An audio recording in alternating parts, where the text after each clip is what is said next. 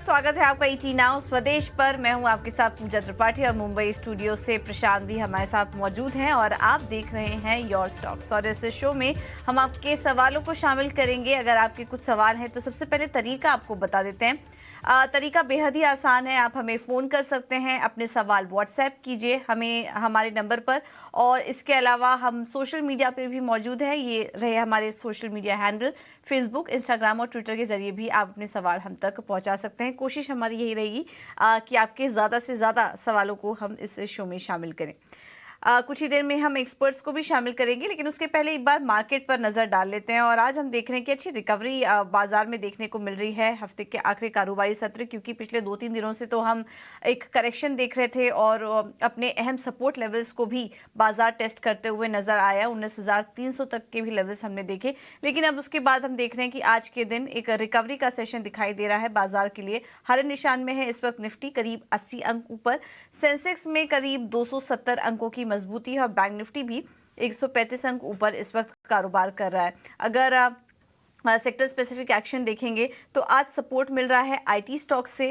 Consumer durable stocks भी यहाँ पर अच्छा प्रदर्शन कर रहे हैं। वहीं कमजोरी है, हल्की कमजोरी के साथ ऑटो और ऑयल एंड गैस सेक्टर आज कारोबार कर रहे हैं। इसके अलावा मार्केट टोन अगर देखेंगे तो वो भी पॉजिटिव ही है। ज़्यादातर स्टॉक्स हरे निशान में कारोबार कर रहे हैं। हर एक गिरने वाले शेयर के सामने 3 स्टॉक्स ऐसे हैं जो कि हरे निशान में कारोबार कर रहे हैं। तो एडवांस डिक्लाइन रेशियो भी पॉजिटिव और मिड कैप शेयरों में भी हम देख रहे हैं कि काफ़ी अच्छी खरीदारी आज के दिन देखने को मिल रही है। तो ये है मार्केट का सेटअप। अब गेस्ट को शामिल करेंगे और हमारे साथ आपके सवालों का जवाब देने के लिए 2 खास मेहमान मौजूद हैं। विघ्नहारा इन्वेस्टमेंट से सुमीत मूलचंदानी और वेंचुरा सिक्योरिटी से विनीत हमारे साथ जुड़ चुके हैं। आप दोनों का ही बहुत बहुत स्वागत है शो पर। सुमीत, सबसे पहले आपसे बाजार पर राय लेंगे। आज तो अच्छी रिकवरी देखने को मिल रही है। अब क्या करें मार्केट में, क्योंकि हम काफ़ी समय से देख रहे थे करेक्शन था, लेकिन सभी एनालिस्ट यही मांग के चल रहे थे कि करेक्शन आने के बाद 19,300 से 500 के बीच में एक फिर से खरीदारी लौटे हुए दिखाई देगी। तो क्या अभी खरीदारी के ही लिए तेजी दिखाई दे रही है या फिर थोड़ी और करेक्शन आगे देखने को मिल सकता है? जी, गुड मॉर्निंग टू ऑल। तो बिल्कुल जो आपने बात बोली कि 19,500 का जो सपोर्ट था कल वो टूट गया और क्लोजिंग बेसिस पे भी आया है, तो थोड़ा बहुत मार्केट में वीकनेस है बिल्कुल। लेकिन ये ट्रेडर्स के लिए एक सेल ऑन राइज का मुझे लग रहा है कि अपॉर्चुनिटी है। लेकिन अगर ओवरऑल वीकली चार्ट पे देखें तो एक कंफर्मेशन आना बाकी है। Inverted hammer type of formation हुआ है, तो अगर मार्केट उसके नीचे वीकली बेसिस पे क्लोजिंग दे देता है दैट मीन 19,300 और अगर कैरी फॉरवर्ड हो रहा है तो बिल्कुल लग रहा है कि और वीकनेस यहाँ से बढ़ सकती है। बल्कि मैं ट्रेडर्स के लिए यही बोलूंगा कि सेल ऑन राइज 19,500 अब ये एक रेजिस्टेंस के तरह काम करेगा। तो यहाँ पे अगर अपॉर्चुनिटी मिल रही है तो मैं सेलिंग अपॉर्चुनिटी ज्यादा देखूंगा। ठीक है, तो सुमित जी की राय यहाँ पर सेलिंग अपॉर्चुनिटी फिलहाल के मार्केट ट्रेंड्स को देखते हुए। और विनीत जी आपके पास लौटेंगे। बहुत बहुत स्वागत है आपका ईटी नाउ स्वदेश में। ज़रा बताएं, जब इस मार्केट को हम देख रहे हैं और कल से इस मार्केट की तुलना करें तो इस रिकवरी को भी बहुत बेहतर नहीं कह सकते। हालांकि रिकवरी है मार्केट में, और इन सब के बीच सवाल ये उठता है कि जो एक अच्छी खासी रैली कई अहम स्टॉक्स में हमने देखी, अब वहां पर आम निवेशकों के मन में एक दुविधा लगातार बनी रहेगी कि क्या वो इस वक्त जो है वो एक बेहतर रैली देख चुके हैं तो क्या मुनाफा वसूली की ओर जाएं, या बाजार को आने वाले समय में और ज्यादा बेहतर संकेत बाजार से मिलने का इंतजार करें। देखिए, 2 चीज हमें ध्यान में रखना चाहिए कि जब भी रेनफॉल आया, शुरू नहीं हुआ था तभी काफी नेगेटिव संभावना थे कि डेफिसिट होगा। पर आप देखोगे जैसे बाद में बाढ़ जैसी परिस्थिति बन गई और अभी खरीफ की जो प्लांटेशन है वो रिकॉर्ड लेवल्स पे है। तो ये तो एक संकेत देता है कि आगे जाके रूरल स्पेंडिंग और जब भी आपका जो बिजी सीजन आएगा और फेस्टिव सीजन आएगा तभी अच्छा ही रहने वाला है। जीएसटी कलेक्शंस कोई घटे नहीं है, तो फंडामेंटल्स इंटैक्ट है और अच्छे ही सुधरने वाले हैं। तो इसके पीछे हमें लगता है कि ये मार्केट जितना भी नेगेटिव होता है because of global issues, not because of domestic fundamentals, तो वो जो डिप्स आएंगी उसमें आपको बाइंग ही करनी है, अग्रेसिवली बाय करना है। और आप देखोगे कि 3 से 6 महीने में आपको अच्छी खासी रैली मार्केट्स में मिलेगी। तो ये है व्यू बाजार पर आपके लिए। चलिए अब आगे बढ़ते हैं और कुछ दर्शकों के भी सवाल हमें मिल रहे हैं, उनको भी एक एक करके शामिल करेंगे। हमारे पास भोपाल से एक दर्शक का सवाल आया है। लता जी का सवाल है और इनके पास स्टॉक है जुबिलेंट फूड का। 25 शेयर्स हैं और 568 पर इन्होंने जुबिलेंट फूड को लिया हुआ है। इस वक्त हल्के नुकसान में है, ये 511 के आसपास कारोबार कर रहा है। बट सुमित क्या सजेस्ट करेंगे कि खरीदारी के पास ही स्टॉक ट्रेड कर रहा है, बने रहे? आज तो स्टॉक में 4% की तेजी भी, और हम देख रहे हैं QSR कंपनियों में काफ़ी शानदार तेजी भी हाल फिलहाल में देखने को मिली है। आप क्या सजेस्ट करेंगे और अगर कुछ स्टॉप लॉस भी इनको सुझाएं तो? जी देखिए, अभी करंट मार्केट प्राइस है 510। This is the third time आप बोल सकते हैं कि यहाँ पे स्टॉक आया है, और अब आज का जो रैली है वो लग रहा है कि कहीं ना कहीं सस्टेनेबल होगा। तो वेट कीजिए, यहाँ पे थोड़ा सा 510 के ऊपर अगर स्टॉक क्लोजिंग दे रहा है तो मैं यहाँ पे बोलूंगा थोड़ा सा इनका एवरेज करना चाहिए, क्योंकि 570 के करीबन का इनका बाइंग प्राइस है, एंट्री प्राइस। तो 200 मूविंग एवरेज के ऊपर आज क्लोजिंग दे रहा है, जो एक बहुत पॉजिटिव साइन है। तो यहाँ पे मैं थोड़ा सा एवरेज करने का सजेशन दूंगा। अगर न्यू पोजीशन बनानी है, बिल्कुल स्टॉप लॉस मेंटेन करें यहाँ पे 474 का, और टारगेट रहेगा यहाँ पे 580, जो इनका एक एंट्री प्राइस है। तो थोड़ा सा एवरेज करें और ताकि इनका एंट्री प्राइस आए, फिर ही आगे कोई डिसीजन ले। ठीक है, तो यहाँ पर आपको एक बेहतर नजरिया मिलता हुआ इस वक्त जुबिलेंट फूड पे।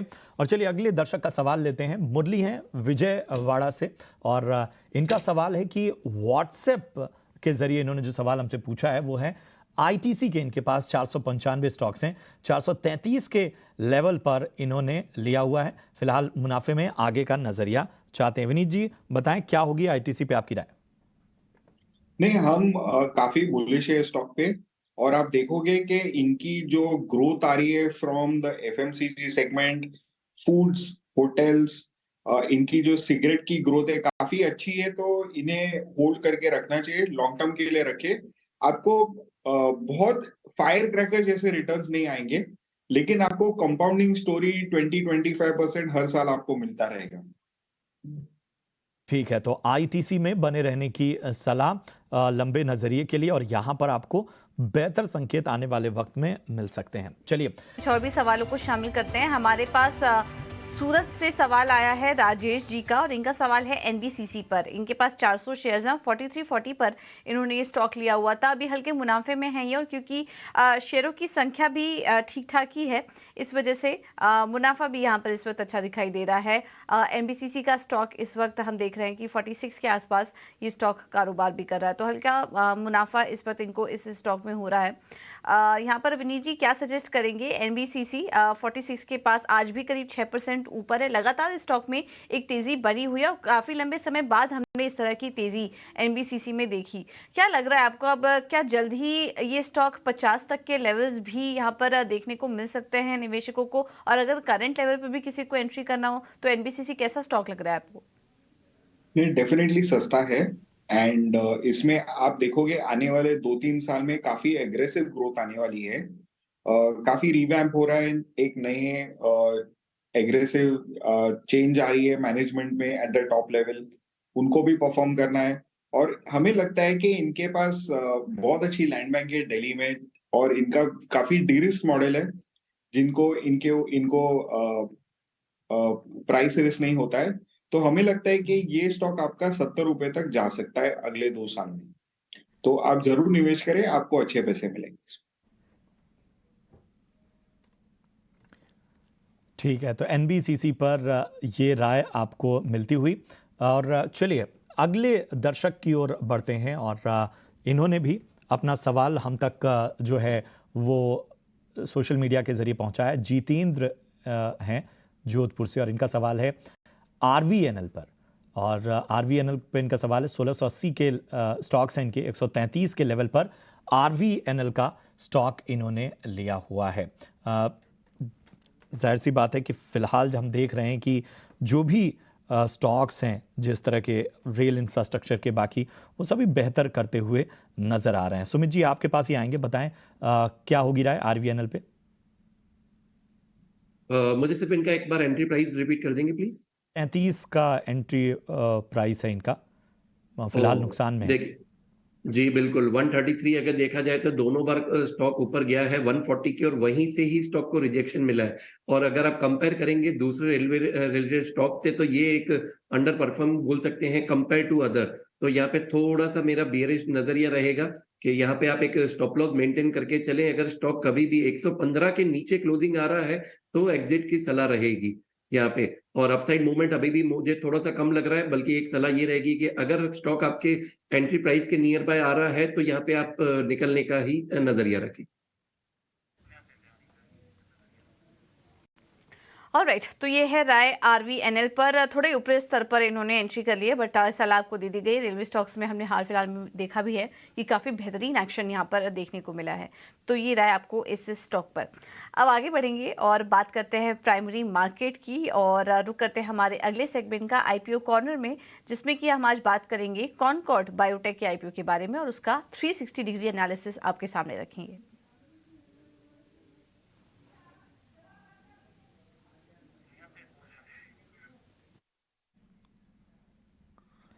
चलिए, अब इस पे थोड़ी देर बाद हम बात करेंगे, लेकिन फिलहाल एक खास सेगमेंट की ओर रुख करते हैं। ऑप्शन का चैंपियन हमारा खास सेगमेंट, चलिए उसकी शुरुआत करते हैं।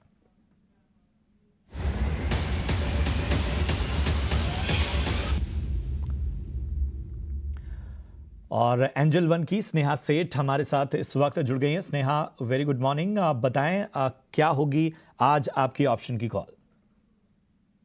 अगर हम ऑप्शंस में ट्रेड करते हैं तो मेरा मानना है करके कि आज के लिए हम वोल्टास में ट्रेड किया जा सकता है। अगर आप वोल्टास देखें तो काफी अच्छा बेस फॉर्मेशन हो गया अराउंड 750 के आसपास। वहां से शार्प अप मूव देखिए, नियरली 800 प्लस लेवल पे ही काउंटर ट्रेड कर रहा है अब। और अगर आप इसका डेली चार्ट देखें तो डेली चार्ट में भी अगर आप देखें तो 89 ईएमए के ऊपर ही काउंटर ट्रेड कर रहा है। तो मुझे लग रहा है कि ऐसे मोमेंटम काफी स्ट्रांग रह सकता है आगे चल के। जो रिसेंटली अप मूव आया है उसमें वॉल्यूम्स भी काफी अच्छा है। तो आई वुड सजेस्ट कि यहाँ पे आप 810 की जो कॉल है वो लॉन्ग करके चले। अभी अराउंड 26-28 के रेंज में से लॉन्ग करना है। स्टॉप लॉस इसका अराउंड 17 का रहेगा, टारगेट इसमें 44 के रहेंगे। एज पर स्टॉप लॉस जो मैक्सिमम लॉस पोटेंशियल है, इसका मैक्सिमम लॉस हो सकता है इसमें, दैट इज 7,200, और जो प्रॉफिट पोटेंशियल है as per target that will be around 9,600। ठीक है, तो वोल्टास पर आज ऑप्शन की दुनिया में स्नेहा जी की ओर से नजरिया आता हुआ। चलिए, एक बार फिर हम चलते हैं अपने सवालों की ओर। और एक और दर्शक हैं, जितेंद्र, माफ कीजिएगा, गिरीश नाम है उनका, और इन्होंने अपना सवाल हमें व्हाट्सएप के जरिए पहुंचाया है। कैंपस एक्टिव वेयर के इन्होंने 50 स्टॉक लिए हुए हैं और 360 के लेवल पर, बहुत ऊपरी लेवल पर इन्होंने कैंपस एक्टिव वेयर का स्टॉक लिया हुआ है। ज़रा चलिए इस पे नज़रिया ले लेते हैं। विनीत जी, कैंपस एक्टिव वेयर ऊपरी लेवल पर इन्होंने लिया है। अगर हम स्टॉक को देखें तो लगातार एक दबाव जो है वो हमें नज़र आ रहा है। लगता है कि ये स्टॉक उन्होंने थोड़ा सा रॉन्ग प्राइसिंग पे खरीदा हुआ है, पर अभी बेचने की कोई गुंजाइश नहीं है, क्योंकि हमें लगता है कि ये स्टॉक वापस आगे जाके बढ़ जाएगा, लेकिन जब इनका रेट आएगा तभी इनको एग्जिट करना चाहिए। हमें लगता है कि फुटवेयर में काफी अच्छी तेजी आएगी आगे जाके। कंजम्पशन स्टोरी है, जैसे मैंने शो के पहले भी बताया कि डिस्क्रिशनरी स्पेंडिंग पिकअप होने वाला है आगे जाके। तो ये जो आगे आपको जो तेजी आएगी उसमें आप इसमें से एग्जिट ले सकते हैं। ओके, ठीक है। तो कैंपस एक्टिव वेयर हमने कुछ दिन पहले देखा था, अपने हाइस पर स्टॉक कारोबार भी करा था और आपको ये रणनीति भी सुझा दी गई है। अब आगे बढ़ेंगे और हमारे पास सवाल आया है पंजाब से शिवांश जी का, वो हमारे साथ फोन लाइन पर जुड़े हैं। शिवांश जी नमस्कार, किस स्टॉक पर सवाल है आपका, पूछिए।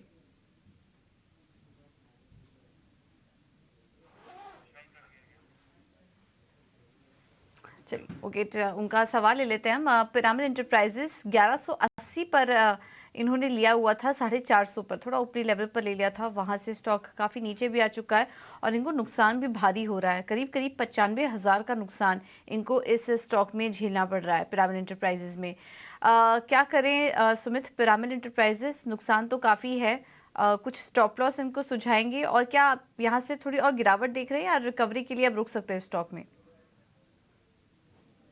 देखिए, स्टॉक ने अपना लो बनाया था मार्च 2023 में करीबन 630 के आसपास। वहां से एक अच्छा खासा रनअप मिला था आपको 1100 की लेवल्स तक बिल्कुल इनका ऊपरी स्तर पर यानी इनकी पुरानी खरीद है, तो यहाँ पे थोड़ा मुझे लग रहा है कि और थोड़ा प्रॉफिट बुकिंग आ सकता है, लेकिन मेरा यहाँ पे होल्ड की सजेशन रहेगा और आप 900 के नीचे का एक स्टॉप लॉस मेंटेन कीजिए। अगर वीकली क्लोजिंग कहीं भी 900 के नीचे आ रही है तो एग्जिट कीजिए, वरना यहाँ पे आप होल्ड रखिए। अगर 900 के लेवल से यहाँ से बाउंस बैक आ रहा है तो इनका एंट्री रेट आ सकता है और बल्कि ऊपरी स्तर पर एक 1300 का जो लेवल है हमें एक्सपेक्टेशन है वो भी आगे चल के अचीव हो सकता है। तो 900 के नीचे का एक वीकली क्लोजिंग पे स्टॉप लॉस मेंटेन कीजिए। ठीक है, तो ये यहाँ पर पीरामल एंटरप्राइजेस पे आपको बेहतर रणनीति मिलती हुई। चलिए अगले दर्शक की ओर बढ़ते हैं। राजेश हैं पश्चिम बंगाल से और इन्होंने अपना सवाल हम तक पहुंचाया है। राजेश, क्या हमारे साथ फोन लाइन पे मौजूद हैं आप? लगता है कुछ तकनीकी दिक्कत है जिसकी वजह से राजेश हमारे साथ नहीं है। L&T फाइनेंस होल्डिंग्स के इन्होंने 95 स्टॉक लिए हैं 130 के लेवल पे और फिलहाल जो है वो थोड़ा सा नुकसान झेलते हुए, लेकिन थोड़ा आगे का नजरिया, इनका लॉन्ग टर्म नजरिया लेते हैं। विनीत जी, आपसे ही राय चाहेंगे L&T फाइनेंस पे। एक्चुअली इनको थोड़ा सा ही लॉस है, तो हमें लगता है कि ये स्टॉक में से वो एग्जिट करके कोई और बेहतरीन शेयर ले सकते हैं, जैसे SBI है, या आप उज्जीवन बैंक में प्रवेश कर सकते हैं। तो हमें लगता है कि ये दो स्टॉक आपको अच्छा परफॉर्मेंस देंगे compare to L&T finance holding. ठीक है, तो ये है व्यू L&T फाइनेंस होल्डिंग पर आपके लिए राय।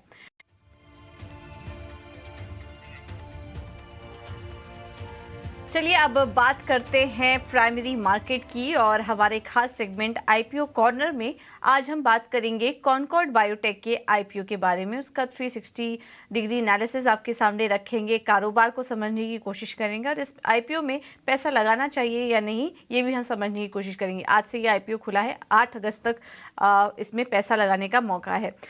लेकिन अब एक्सपर्ट से समझ लेते हैं। विनीत, आपसे सवाल होगा इस आईपीओ को लेकर आपकी क्या राय बन रही है, क्योंकि हम देख रहे हैं कि 100% OFS आ रहा है, तो इश्यू में पैसे लगाएं या दूर रहें? नहीं, ये बहुत ही अच्छी कंपनी है कॉनकॉर्ड बायोटेक लिमिटेड। इसका जो प्रोसेस ऑफ मैन्युफैक्चर है काफी यूनिक है। ये लोग फर्मेंटेशन से API बनाते हैं। ये लोग APIs फॉर्मुलेशंस इंजेक्टेबल्स में भी जा रहे हैं और CDMO एक्टिविटीज भी करते हैं। काफी इनके अच्छे केपेक्स प्लान्स हैं और इनके जो क्लाइंटेल है वेरी यूनिक है। इनके मार्जिन्स बहुत हाई है और हमें लगता है कि ये शेयर आप अगर इन्वेस्ट करेंगे तो आपको 1000 रुपए के ऊपर का भाव जरूर मिलेगा। So you can by this stock at the current price of the IPO। ये कंपनी अगर आप बाकी के बायोकॉन के साथ कंपेयर करोगे तो हमें लगता है काफी सुपीरियर मैनेजमेंट है with very high growth prospects. तो हमें लगता है इसमें निवेश जरूर करना चाहिए। राइट, तो कंपनी जो प्राइस बैंड इसमें लेकर आ रही है वो है 705 से 741 का, और जैसा कि विनीत ही बता रहे थे कि यहाँ पर 1000 तक के लेवल्स भी देखने को मिल सकते हैं। विनीत, अपने मार्जिन्स की बात की, काफ़ी हाई मार्जिन्स है 40% के आसपास, लेकिन आपको क्या लग रहा है कंपनी के ये मार्जिन्स कितने सस्टेनेबल रहेंगे? क्या वो आगे भी इतने मार्जिन्स बरकरार रख पाएगी? कि क्या होता है ना कि ये प्रोडक्ट डेवलपमेंट और क्रिटिकल इनके जो प्रोडक्ट्स रहते हैं, APIs जो बनाते हैं बहुत क्रिटिकल रहते हैं और ये सिलेक्ट कॉर्पोरेट्स के साथ काम करते हैं। और आपको कोई कॉर्पोरेट जब चुनता है आपकी कैपेबिलिटीज, एबिलिटीज और आप one of the few international players होते हो, तो इसकी वजह से आपके मार्जिन हमेशा सस्टेन रहते हैं, क्योंकि यहाँ पे आपकी क्वालिटी ऑफ प्रोडक्ट पे ज्यादा कंसंट्रेशन रहती है rather than the price of the product. Company API segment में है विनीत, और हम जितने भी एनालिस्ट से बात करते हैं, अगर पूरा फार्मा और हेल्थ केयर स्पेस को देखें इस वक्त, तो सबका यही कहना है कि फिलहाल जो डोमेस्टिक फोकस्ड कंपनियां हैं, घरेलू बेस्ड कंपनियां हैं, वो ज़्यादा बेहतर यहाँ पर नज़र आ रही है। ऐसे में API बनाने वाली कंपनियों के लिए, इस सेगमेंट के लिए ग्लोबल मौके कितने दमदार हैं और कंपनी के लिए किस तरह की अपॉर्चुनिटी आने वाले समय में आप देख रहे हैं? देखिए, जैसे मैंने बोला आपको कि इनके जो ये सब जो प्रोडक्ट्स बनाते हैं वो हाईली स्पेशलाइज्ड प्रोडक्ट्स हैं और इनके जो एपीआईज बनते हैं वो नए न्यू ड्रग फॉर्मुलेशंस में जाते हैं, जैसे इनकी सीडीओ एक्टिविटीज है, ये इनके इम्यूनो सप्रेसेंट्स के थेरेपीज में है, ऑन्कोलॉजी में है। तो ये सब हाई मार्जिन, हाई ग्रोथ और हाई मोट वाले अपॉर्चुनिटीज है। तो हमें लगता है इनके डेफिनेटली सस्टेन करेंगे और हमें नहीं लगता कि इनके प्रोडक्ट्स के लिए कोई रिस्क है, गिवन द फैक्ट दैट वो लोग एक्सपोर्ट मार्केट में इनकी मार्केट्स और इनकी एक्सक्लूसिविटी इनको काफी अच्छी तरह से प्रोटेक्ट कर लेता है। तो हमें लगता है कि इसमें उतनी रिस्क नहीं है जितना मार्केट में एंटिसिपेशन होता है compare to the generic pharma companies. तो राइट, तो काफ़ी एक्सक्लूसिविटी है अगर कंपनी के कारोबार को लेकर अगर बात करेंगे तो, और अपने मार्जिन को भी मेंटेन करने में कंपनी कामयाब रहेगी। तो फिलहाल इस आईपीओ को सब्सक्राइब करने की राय है और आगे भी आप इसे होल्ड कर सकते हैं। बिजनेस अपॉर्चुनिटीज़ और आगे के ग्रोथ प्लान्स भी काफ़ी बेहतर नज़र आ रहे हैं कंपनी के लिए। विनीत, बहुत बहुत धन्यवाद आपका आईपीओ का पूरा एनालिसिस हमारे सामने और हमारे दर्शकों के लिए आसान भाषा में करने के लिए। चलिए अब रुक करते हैं हमारे अगले सेगमेंट का। अभिषेक हमारे साथ जुड़ चुके हैं और आपके सामने लेकर आते हैं मार्केट गपशप।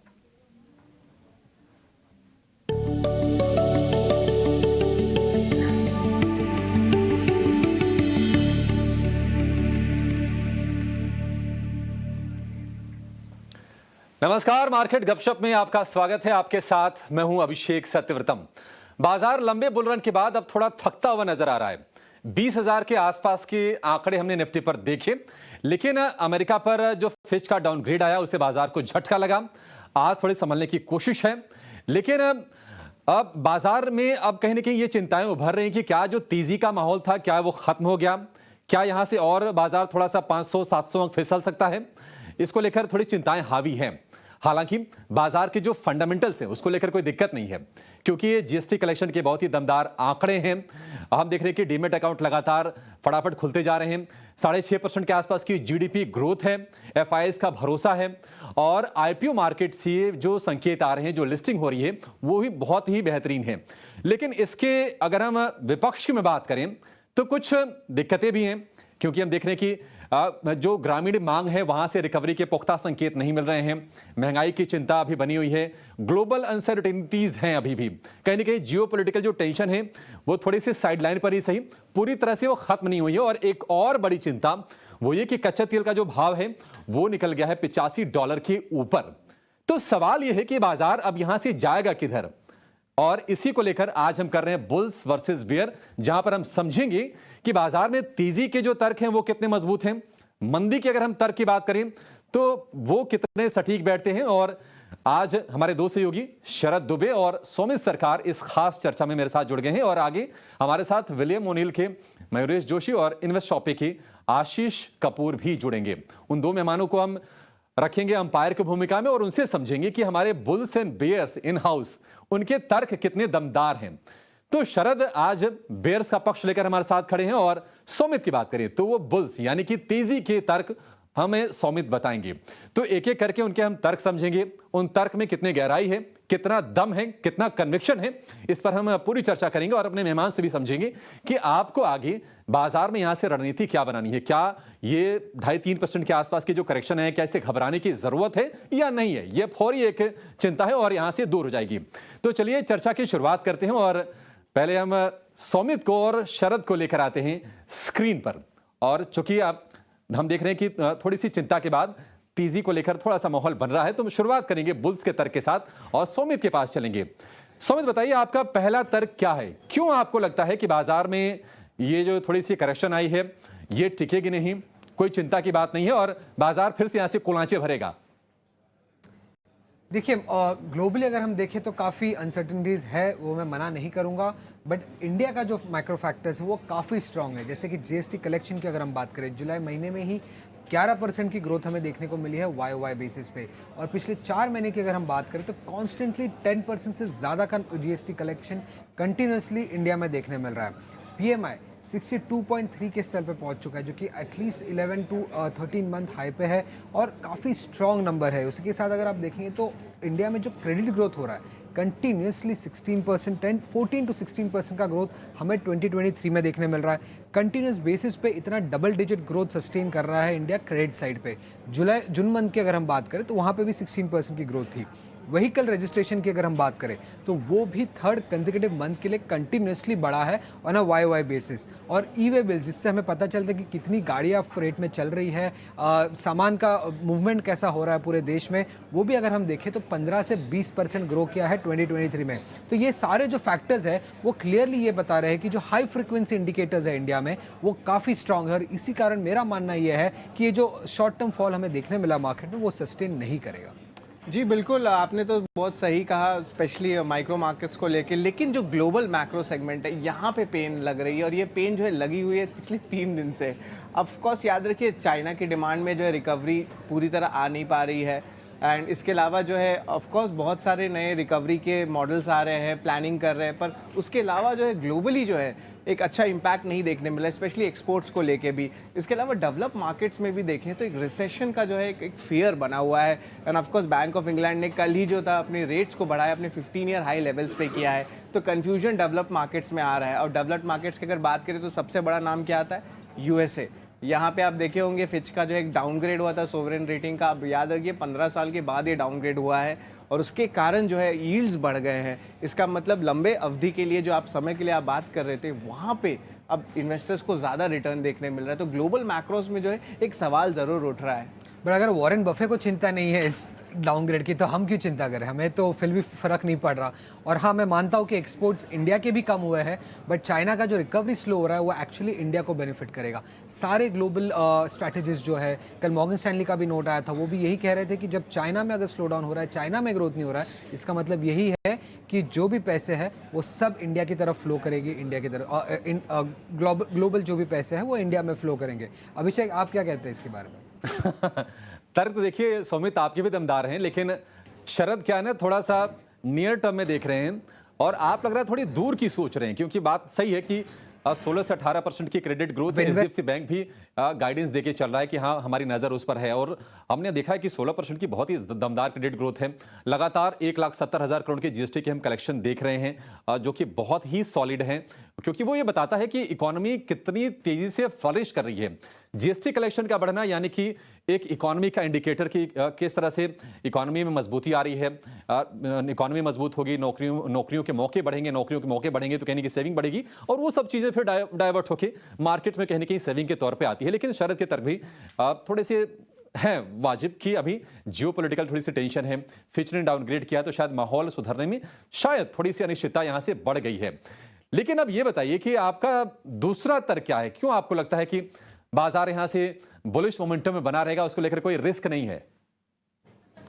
देखिए, अब अगर आप देखेंगे तो हाल ही में इंडिया पूरी दुनिया में सबसे ज़्यादा पॉपुलस कंट्री हो गया था, और सबसे जो मेन हमारा स्ट्रेंथ है वो है हमारा पॉपुलेशन, और दूसरा है यंग पॉपुलेशन। अगर आप मीडियन एज देखेंगे इंडिया की तो वो 28 की है। इसका मतलब ये है कि इंडिया आगे चल के और ज़्यादा वर्किंग पॉपुलेशन ऐड करेगा, और जैसे जैसे वर्किंग पॉपुलेशन बढ़ता जाएगा वैसे ही इंडिया का जीडीपी बढ़ता जाएगा, और जीडीपी बढ़ता जाएगा तो ऑब्वियसली ग्लोबल फंड्स भी हमारी तरफ आते जाएंगे और पैसे मार्केट में भी बनेंगे, मार्केट भी बढ़ेगा पूरा। अगर जीडीपी बढ़ेगा तो ऑब्वियसली मार्केट साइज भी बढ़ने वाला है लिस्टेड स्पेस का उसके साथ। और इसी कारण जो है अगर आप देखेंगे तो जीडीपी पर कैपिटा जो है इंडिया का भी वो सिर्फ $2,500 के आसपास है, जबकि चाइना का $12,700 के आसपास है। तो आप देख रहे हैं कितना बड़ा डिस्टेंस है जो इंडिया इजीली कवर करेगा, काफ़ी लोग मानते हैं। और हमें भी इकोनॉमिक इंडिकेटर्स और जो फॉरवर्ड व्यू है उससे पता चल रहा है कि ये गैप जो है डेफिनेटली कवर होगा 2,500 से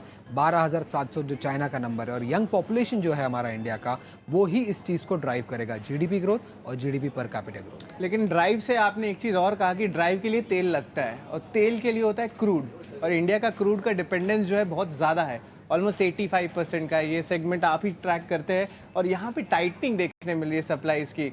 ओपेक कंट्रीज़ ले लीजिए, और हाल ही में सऊदी अरेबिया भी अपने आउटपुट कम करने वाले हैं।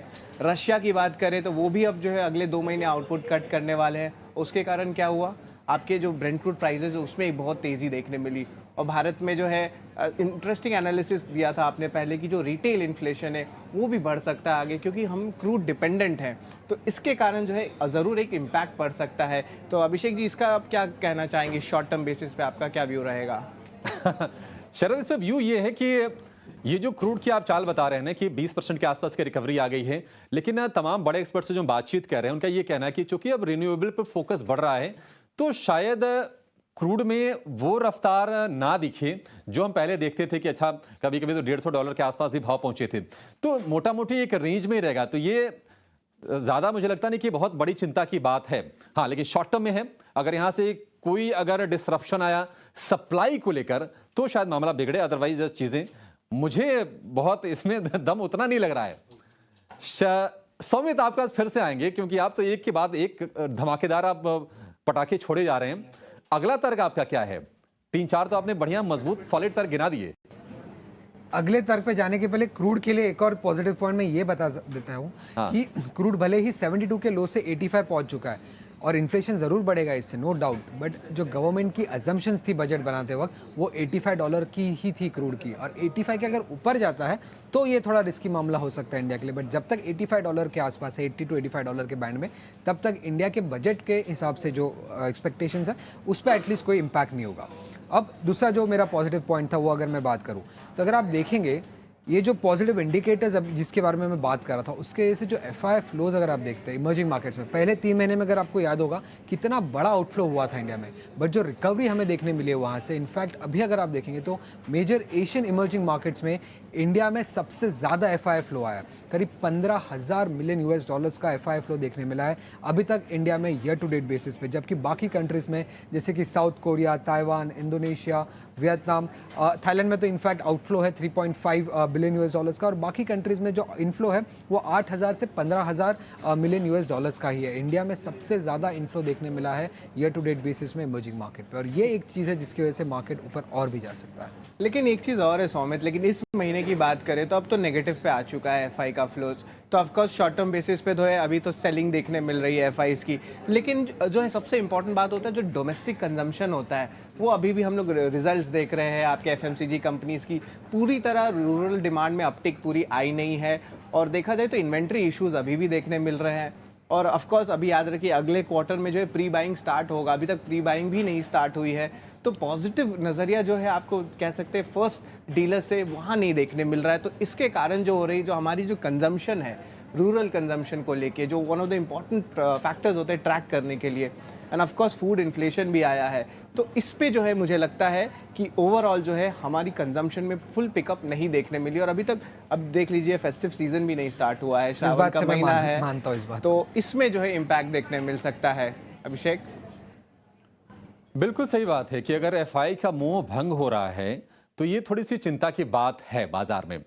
और सुमित, आपके जो जितने भी तर्क इसके पहले थे ना वो कहीं ना कहीं थोड़े से खारिज भी होते हैं, क्योंकि हम जितनी स्टडी करते हैं उससे कम से कम 10 गुना ज्यादा एफआई स्टडी करके किसी बाजार में पैसे डालते हैं और उस देश की ग्रोथ की तस्वीर देखकर, आउटलुक देखकर कि अच्छा मीडियम टर्म में, लॉन्ग टर्म में किस तरह से इकोनॉमी यहां से प्रोसीड करेगी, उसके हिसाब से डिसीजन लेते हैं। तो अगर ये बिकवाली हो रही है सुमित, तो क्या उनको बाकी तर्क नहीं दिख रहे कि हमारी इकोनॉमी सॉलिड है? बाकी उनको चीजें नहीं दिख रही कि हमारे जीडीपी कलेक्शन बहुत अच्छा आ रहे हैं, जीएसटी कलेक्शन अच्छा आ रहे हैं, जीडीपी ग्रोथ 6.5% की है, तो मामला कहां फंस रहा है? अब आपके पास क्या तर्क है? थोड़ा बहुत तो रिबैलेंसिंग एफआई पोर्टफोलियोज में भी होता है। पिछले 3 दिनों में हमें आउटफ्लो दिखा है, बट वो आउटफ्लो के बावजूद अगर आप देखेंगे तो इमर्जिंग मार्केट में, मेजर एशियन इमर्जिंग मार्केट में इंडिया में जो फ्लोज है वो अभी भी ईयर टू डेट बेसिस पे हाई पे है। और ग्रोथ की जब हम बात करें तो ये तो शॉर्ट टर्म ग्रोथ हमारा थोड़ा बहुत इंपैक्ट हो रहा है, इसके बारे में मैं भी मानता हूँ। एंड ऑफ सीजन सेल भी थोड़े बहुत खराब थे, इनफैक्ट जो कॉमेंट्री हमें पता चल रहा है। बट ओवरऑल अगर आप देखेंगे FY24 और FY25 की जीडीपी ग्रोथ की अगर हम बात करें तो इंडिया की जो ग्रोथ है वो बाकी इमर्जिंग इकोनॉमी से सबसे ज़्यादा होगी। इंडिया की जो ग्रोथ FY24 में जीडीपी के एक्सपेक्टेड है 6.4 है, FY25 का 6.5 है। बाकी मेजर इकोनॉमीज की अगर हम बात करें तो उनकी ग्रोथ रेट्स 3.6 to 5.9% के आसपास ही है FY24 और FY25 के लिए। तो इंडिया की जो ग्रोथ है वो सबसे ज़्यादा एक्सपेक्टेड है, और इसी कारण मेरा मानना ऐसा है कि एफआई फ्लोज भले ही शॉर्ट टर्म के लिए थोड़े बहुत बाहर गए हैं, बट आगे चल के इनफ्लोज ज़रूर आएंगे। लेकिन लॉन्ग टर्म बेसिस पे तो स्ट्रक्चरल स्टोरी स्ट्रांग है, लेकिन अगर हम शॉर्ट टर्म बेसिस की बात करें, अब अर्निंग सीजन ही ले लीजिए जहाँ पे हमने सबसे ज़्यादा मेहनत करते हैं 18 और स्वदेश में कि आंकड़े निकाले, तो वहाँ पे जो है ऑफकोर्स हमें ब्रोकरेजेस से भी बात हो रही है और वो कह रहे हैं कि इस बार डाउनग्रेड ज़्यादा ब्रॉडर मार्केट्स में देखने मिल सकते हैं। और यही नहीं है, इसके अलावा ईपीएस कट्स भी थोड़ी देखने मिल सकते हैं निफ्टी कंपनीज के 3 से लेकर 4% तक, ये एनालिस्ट का मानना है, स्पेशली फॉरेन ब्रोकरेजेस का। और इसमें जो है ब्रॉडर मार्केट्स में जो है अभी भी थोड़ी पेन आ रही है, कुछ अर्निंग सरप्राइजेस भी ज़रूर देखने मिले हैं। तो मुझे लगता है कि इस बार जो है अर्निंग सीजन जो है थोड़ी मिक्स्ड सेट ऑफ नंबर्स देखने मिल रही है, तो इस पे जो है लगता है एक शॉर्ट टर्म जो है एक क्वेश्चन मार्क ज़रूर रहेगा। मैं मानता हूँ शॉर्ट टर्म के लिए थोड़े बहुत अर्निंग्स कट आ सकते हैं, बट एक्चुअली अगर आप देखेंगे तो FY20 हाँ सौमित, ये तर्क बड़ा वैसे मजबूत है, क्योंकि आप देखिए मजबूत जो है, नतीजों की बात कर रहे हैं ना शरद, आप 67% जो निफ्टी के नतीजे आए हैं वो अनुमान के मुताबिक आए हैं। बहुत सरप्राइजेस कोई धूम धड़ाके वाले नहीं है, और शायद यही वजह है कि 20,000 के शिखर को पार करने में ना बाजार को थोड़े पसीने छूटे, वहां थोड़ा सा एक ब्रीदर लिया, आगे कोई फ्रेश ट्रिगर दिखे नहीं। तो अब अगर चलना है, अगर आपके बुल को अगर दौड़ना है तेज रफ्तार में, तो अगला आपका तर्क क्या कहता है? क्या एक बड़ा ट्रिगर और बन सकता है यहां से बाजार के लिए? बड़ा ट्रिगर तो मेरे लिए सबसे बड़ा ट्रिगर, अगर अर्निंग्स की पहले हम बात कर ले, जैसे शरद कह रहे थे कि यस मैं मानता हूँ शॉर्ट टर्म के लिए थोड़े बहुत अर्निंग्स कट आ सकते हैं, बट जैसे कि आप भी मेंशन कर रहे थे कि 67% ऑफ द अर्निंग्स जो है वो इनलाइन है, इसका मतलब ये है कि ईपीएस कट नहीं आएगा। और अगर FY23 से FY26 की अगर हम बात करें तो 12% के कैगर पे ईपीएस ग्रोथ एक्सपेक्टेड है फॉरेन डोमेस्टिक सारे ब्रोकरेजेस को। 12% का ग्रोथ ओवर 3 ईयर पीरियड काफ़ी स्ट्रॉन्ग ग्रोथ रेट होता है।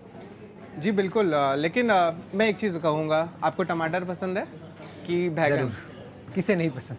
तो ये दोनों जो इम्पैक्ट्स है, दोनों प्रोडक्ट्स में जो है लगभग 50 से लेकर 40% तक का आप कह सकते हैं प्राइस इंक्रीज हुआ एक हफ्ते में।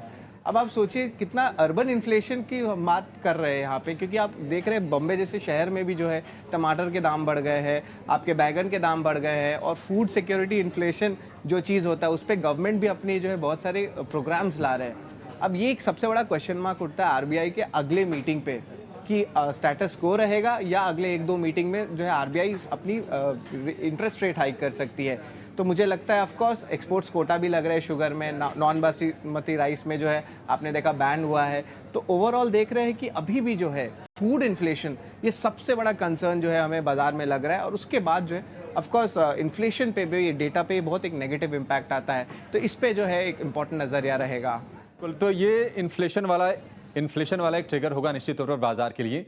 तो शरद ने बहुत सारे ट्रिगर गिना दिए और बहुत अच्छे से मुकाबला किया है सौमित ने, लेकिन आपके लिए अब यहाँ से एक्सपर्ट का व्यूज जरा ले लेते हैं। आशीष कपूर हमारे साथ जुड़ गए हैं, और आशीष जी समझते हैं कि किसके तर्कों में दम है, क्योंकि सौमित का ये कहना है कि जीएसटी कलेक्शन के अच्छे आंकड़े हैं, इकोनॉमी अच्छा कर रही है, एफआईएस का भरोसा लगातार बरकरार है और ज़्यादा डरने की बात नहीं है। लेकिन दूसरी तरफ शरद कह रहे हैं कि नहीं, महंगाई की चिंता है, यूएस में रेटिंग डाउनग्रेड की टेंशन है, कहीं ना कहीं बाजार के वैल्यूएशंस को भी लेकर चिंता है, क्योंकि स्मॉल कैप इंडेक्स 18 महीने की ऊंचाई पर ट्रेड कर रहा है, मिड कैप की बात करें तो रिकॉर्ड हाइस पर ट्रेड कर रहा है।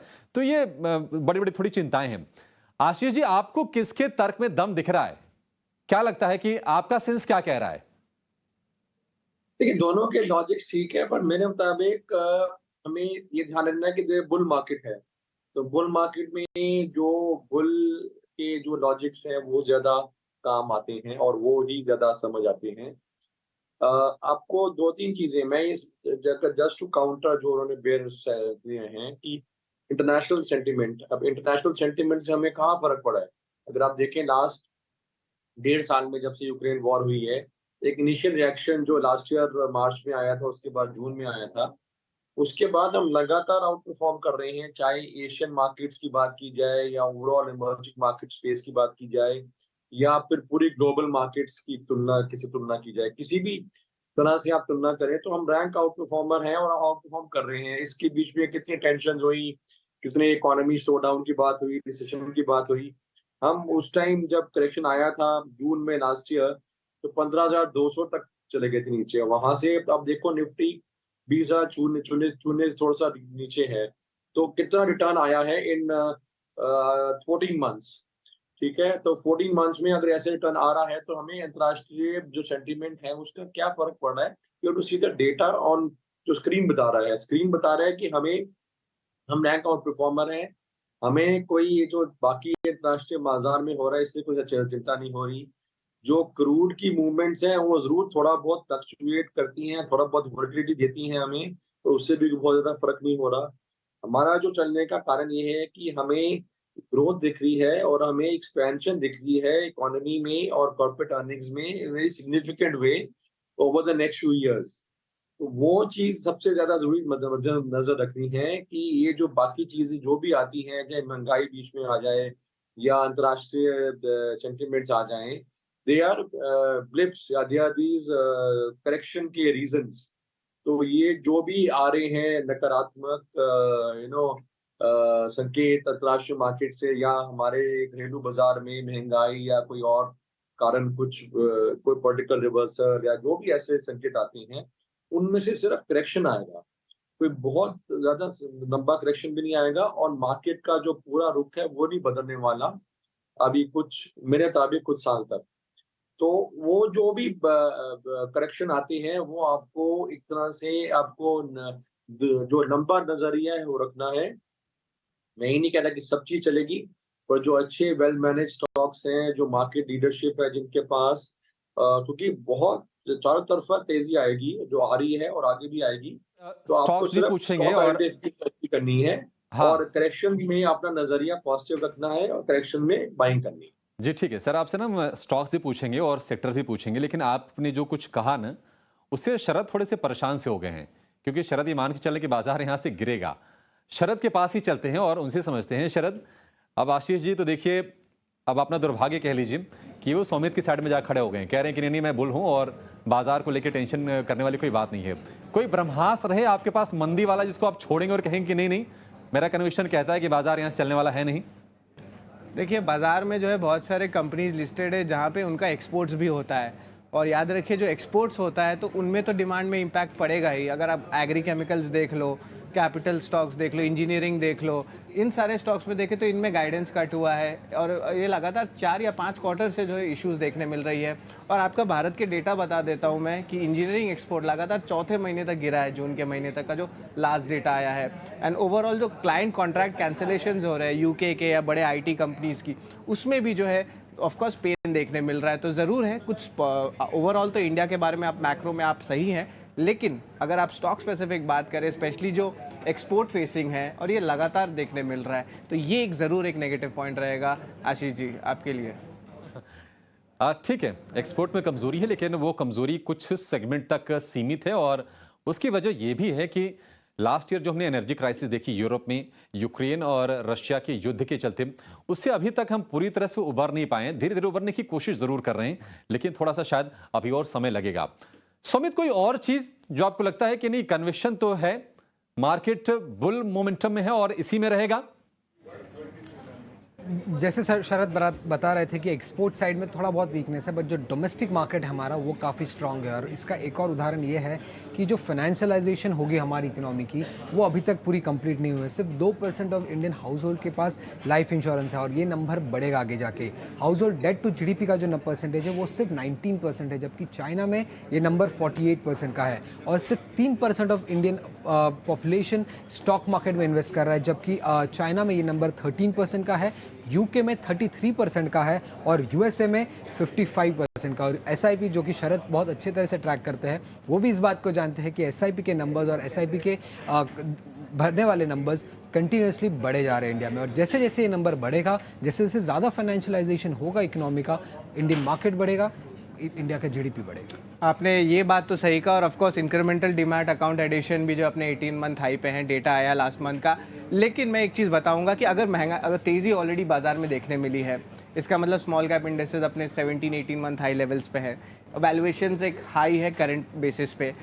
और अगर इमर्जिंग मार्केट्स के बारे में बात करें तो वहाँ पे अगर उसको कंपेयर करेंगे तो वो अभी थोड़ी वैल्यूएशंस हायर लेकर रही है। अगर आप MSCI EM इंडेक्स की बात करें तो अभी भी वैल्यूएशंस पे तो एक सवाल ज़रूर उठ रहा है, क्या फ्रेश एंट्री पोजीशंस लेनी चाहिए? बट वैल्यूएशंस में अगर मैं बोलूँ तो इमर्जिंग मार्केट से तो हमेशा ही हमारा वैल्यूएशन हाई रहा है, बट इंडिया के 5 ईयर एवरेज के सामने अगर आप देखेंगे तो वैल्यूएशंस अभी भी एट पार है। जो नंबर मेरे पास है, 5 ईयर एवरेज का वैल्यूएशन 18.9 टाइम्स था और अभी का 12 मंथ फॉरवर्ड वैल्यूएशन अगर आप देखेंगे तो 18.6 है। और जो कि पीक वैल्यूएशन था इंडिया का, निफ्टी का, वो 23 टाइम्स था। तो वैल्यूएशन इंडिया के हिसाब से अगर आप देखेंगे तो एक्सपेंसिव नहीं है। इमर्जिंग मार्केट से मैं मानता हूँ एक्सपेंसिव है। जी बिल्कुल, तो लेकिन emerging सवाल जो है markets ऑफ कोर्स के- स्मॉल कैप में ही रहता है कि स्टॉक्स बहुत चल गए हैं, ऐसे बहुत सारे आईपीओज आ रहे हैं, एसएमई स्टॉक्स में तेजी आई है, स्मॉल कैप स्टॉक्स में तेजी आई है, तो ये क्या अभी कॉशन लेने का समय है या और आगे बढ़ना इस बुल रैली में? ओवरऑल अगर स्ट्रक्चरल ट्रेंड की अगर आप बात करें, वो एक सवाल रहेगा। बिल्कुल, तो देखिए क्या है कि दोनों के सॉलिड बड़े तर्क रहे और सौमित का कन्विक्शन है बुल मोमेंटम को लेकर, बुलिश मोमेंटम को लेकर, और उनके अपने तर्क भी बहुत ही बेहतरीन है। लेकिन शरद के जो तर्क हैं वो कहीं ना कहीं छोटी अवधि में वो चिंता बाजार में पैदा जरूर कर सकते हैं। महंगाई को लेकर चिंता है, सब्जियों की महंगाई को लेकर, ग्रामीण मांग को लेकर थोड़ी सी चिंता है, बाजार के वैल्यूएशन से इमर्जिंग मार्केट्स हालांकि तुलना कर रहे हैं उसको कि बिल्कुल आउटराइटली खारिज कर दिया सौमित ने। लेकिन अब आखिर में चलेंगे आशीष जी के पास। आशीष जी, ये तमाम आपने चर्चा सुनी और आपने अपना वर्डिक्ट तो पहले ही दे दिया कि मैं तो सौमित के साइड में खड़ा हूं, मैं तो बुल हूं। अब ये बताइए कि अगर आप बुल हैं अगर यहां से और बाजार को यहां से चलना है तो कौन से शेयर या फिर कौन से सेक्टर यहां से अब लीडरशिप दिखाएंगे? देखिए, जैसे मैंने पहले बताया, मेरे हिसाब है कि ये मार्केट इसलिए भी अच्छी है क्योंकि बहुत ही वाइड स्प्रेड तेजी है जो हम देख रहे हैं। बात की कैपिटल गुड्स की, जिनका आप कह रहे हैं कि एक्सपोर्ट में सफर होगा, और इंजीनियरिंग का जो सबसे दिग्गज स्टॉक है कैपिटल गुड्स इंजीनियरिंग में, एल&टी, उसके आप रिजल्ट्स देखें तो कितने शानदार आए हैं। पूरा स्टॉक रीरेट हुआ है। तो मैं कहूंगा कि चलो ठीक है, कोई कई सेगमेंट्स होंगे जहां पे एक्सपोर्ट के कारण कुछ हेडविंड आ रहे होंगे, पर क्योंकि डोमेस्टिक में इतनी अच्छी तेजी है, इतनी अच्छी लिक्विडिटी है कि वो unless it's 100% export oriented unit या काफी 70-80% किसी का एक्सपोर्ट से आ रहा है, वो कंपनीज आप अवॉइड कर सकते हैं। मतलब इतने बड़े यूनिवर्स में ओनली स्टॉक कंपनीज अवॉइड करते हैं जिसमें कि 50% ज्यादा एक्सपोर्ट अर्निंग है, वो आप छोड़ सकते हैं। बट वो तो बहुत छोटी कंपनीज हैं पूरे यूनिवर्स में से। बाकी मेरे को नहीं लगता है कोई ऐसा कुछ कारण है। अगर आप छोटी अवधि की बात करें, छोटी से मध्यम अवधि, तो जो सेक्टर आपने अवॉइड करना है वो बेसिकली आईटी है। तो आईटी में शायद हेडविंड्स कुछ और चलेंगे। इसके अलावा चाहे वो कैपिटल गुड्स हो, इंजीनियरिंग हो, कंज्यूमर हो, आपका बैंकिंग हो, फाइनेंशियल सर्विसेज हो, ऑटो हो, ये सब में मेरे को तो बहुत अच्छा तेजी लग रही है क्योंकि पूरी इकोनॉमी एक्सपैंड हो रही है, पर कैपिटा इनकम बढ़ रहा है, इकोनॉमी में कैपिटल बहुत क्रिएट हो रहा है। इन सब का फायदा अक्रॉस द बोर्ड कंपनीज को बनने वाला है। जो मेरी ये अगर स्टॉक स्पेसिफिक टाइप तो यही होगी कि आप try and go with the leaders, कि अगर आपको क्यूएसआर करना है तो गो विद जुबिलेंट या देवयानी इंटरनेशनल। आपको अगर होम डिलीवरी का दिस्टिंग है तो गो विद जोमेटो। आपको ऑटोमोबाइल करना है तो गो विद मारुति या टाटा मोटर्स। तो वो आप try and find the leaders जो हैं हर सेगमेंट में, हर इंडस्ट्री में, और जो वेल मैनेज्ड हैं उनके साथ जाइए। आपको you can't go wrong. ICICI bank अगर आपने बैंकिंग करना है, एचडीएफसी बैंक अगेन काफी देर से अंडर परफॉर्म कर रहा है। अगर आपका बहुत छोटा नजरिया नहीं है तो एचडीएफसी बैंक का एक्युमुलेट करते रहिए, कहीं ना कहीं जाके इसमें दोबारा रीरेटिंग आएगी। तो ऐसे बहुत अपॉर्चुनिटीज हैं जो दिख रही हैं, और मेरे मुताबिक चार तरफा तेजी है जो आगे आनी है। अब आई थिंक अपना नजरिया बुलिश रखना चाहिए। कुछ स्टॉक्स मैं मान लेता हूँ कि जहाँ पे एक्सपोर्ट अर्निंग है या जहाँ पे कुछ मैनेजमेंट रिलेटेड इश्यूज होंगे, सारी चीज तो नहीं चलती है मार्केट में कभी, बट मेजॉरिटी जो मार्केट है वो एक बुलिश फेज में है। उसके अंदर अगर आप स्टॉक सिलेक्शन में थोड़ी सी कंपनीज वो चुनिए जिनमें मैनेजमेंट अच्छी है और जिनके अपने सेगमेंट में इंडस्ट्री पोजीशन, लीडरशिप पोजीशन है, उनमें मेरे मुताबिक आपके बहुत अभी कैपिटल क्रिएट होना है अगले कुछ सालों में। तो पॉजिटिव रहिए और हर करेक्शन में try and buy and remain invested, remain 100% invested. जहां जहां आपका लॉन्ग टर्म फंड अवेलेबल है उनको 100% इन्वेस्टेड रहना चाहिए। एट द मोस्ट थोड़ा बहुत जो ट्रेडिंग का रखना है वो भी हर करेक्शन में बाय करके इन्वेस्टेड रहिए, तो आपका सबसे मैक्सिमम गेन आएगा नेक्स्ट वीक। परफेक्ट। तो बाजार का मूल मंत्र ये है आज से जो निकला है गपशप से, बी पॉजिटिव। वैसे भी 20,000 के बेस पर 2% की या 3% की गिरावट से अगर आप घबराते हैं तो शायद बाजार आपके लिए सही जगह नहीं है, या फिर आप बाजार की सीरत को अच्छे से समझते नहीं हैं। लेकिन शरद ने बिल्कुल जो तर्क गिनाए बिल्कुल वो वाजिब है अपनी जगह, और शायद अगर आप बहुत बड़े छलांग की उम्मीद अगर कर रहे हैं तो इन तर्कों में इतना दम है कि उस छलांग को नहीं होने देंगे, बाजार को रोक के रखेंगे। थोड़ी गति धीमी होगी, गति उतनी फास्ट नहीं होगी, लेकिन बाजार चलता रहेगा और जो बुल दौड़ा है वो दौड़ता रहेगा, जो कि आपको सौमित ने बताया है। चलिए शो को यहाँ पर समाप्त करेंगे। आशीष जी, आपका भी बहुत शुक्रिया समय देने के लिए और इस खास चर्चा में शामिल होने के लिए, अंपायर की भूमिका निभाने के लिए।